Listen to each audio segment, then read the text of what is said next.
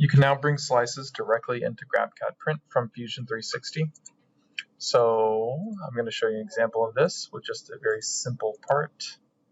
We'll create a box.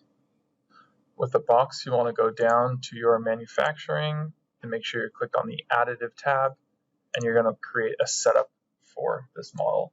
You want to select the printer that you're going to be using. Now it is the Origin One Printer. Go ahead and select that. With that selected, we're going to then choose the correct print parameters under the Print Settings tab. Go ahead and select the 100 micron layer height. That is the default.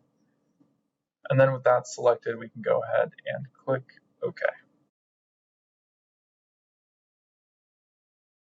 The next screen that's going to pop up is going to be the Arrangement tab. You can go ahead and select that. It's going to bring the model into the center of the build head.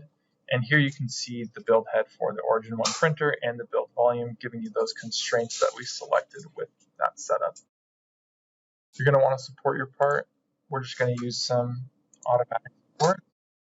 Make sure that you click that part again. We're adding the supports. With these supports added, now we want to export the file. So create machine build file. Go ahead and click OK here. It's going to create that stack for you. Test 4. You want to go into your GrabCAD Print, and once that is done, this is one I made earlier. I'm just going to drag this in to GrabCAD Print. You'll notice this purple icon here at the top of your screen. This is telling you that it has imported correctly. You're not going to see a preview of it though here on your screen just yet.